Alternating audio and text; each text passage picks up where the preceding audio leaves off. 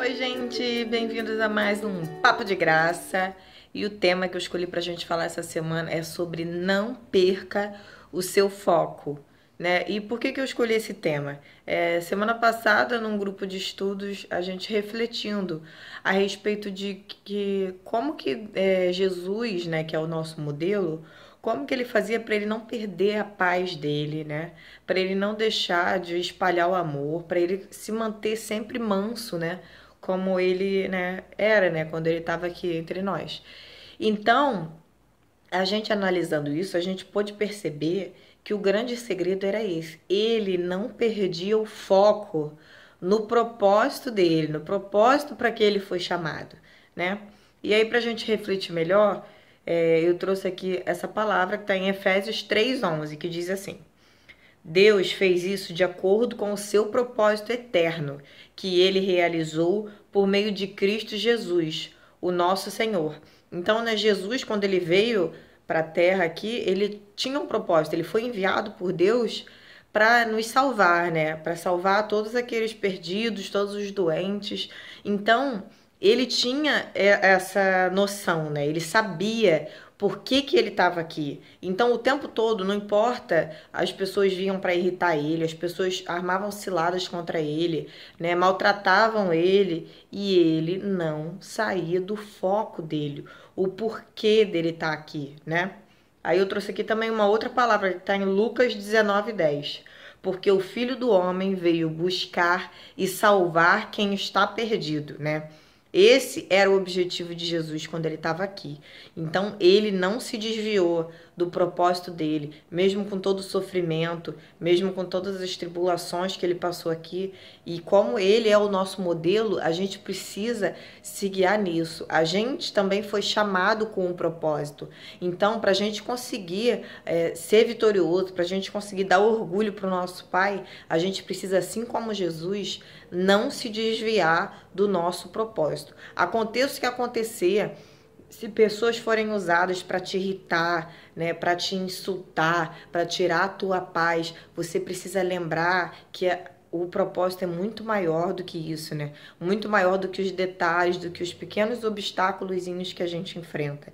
Você foi chamado para espalhar o amor de Deus, para espalhar a verdade, né, sobre Jesus. E aí eu trouxe aqui também aquela história, né, de quando os escribas armam contra Jesus, né, para a gente poder refletir.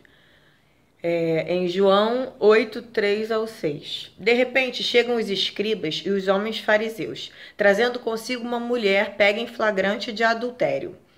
Eles a colocam no meio da roda entre Jesus e o povo.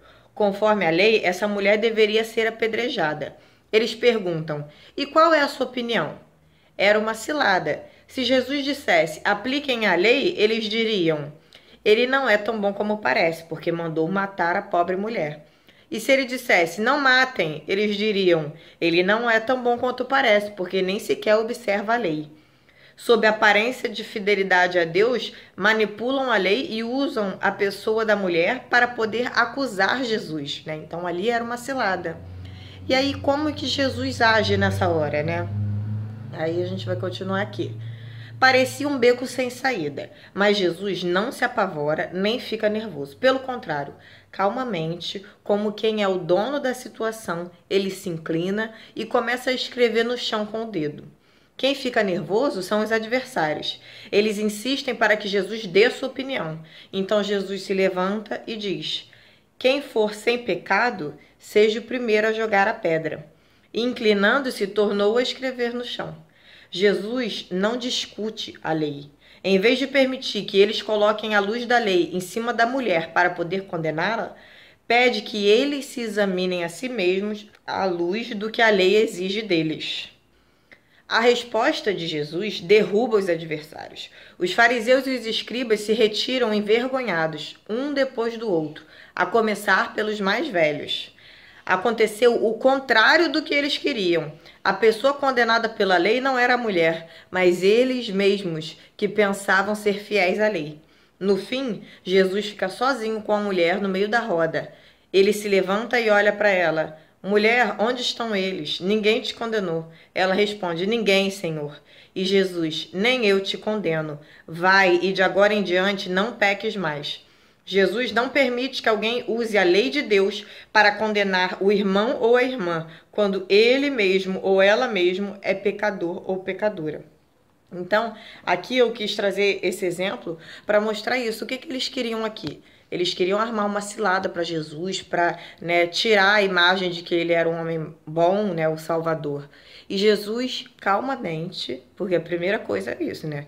A gente ter calma para a gente poder lembrar qual é o propósito de Deus, para que eu fui chamado.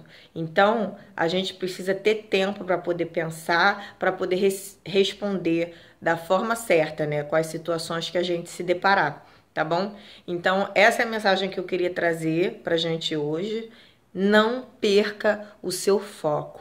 Segue firme no seu propósito. Não importa se as pessoas vão aparecer para poder tentar tirar tua paz, vão te irritar, podem acontecer coisas para te entristecer, para te desanimar. Não perde o seu foco. Você foi chamado por Deus para um propósito muito maior. Tá bom? Então, assim como Jesus, que é o nosso modelo, a gente precisa se manter firme no propósito. Esse é o grande segredo, né? A gente observando Jesus, que é o nosso modelo, a gente consegue aprender como ele se comportava aqui entre nós, porque foi para isso que ele veio também, para nos mostrar como a gente também tem que se comportar, tá bom?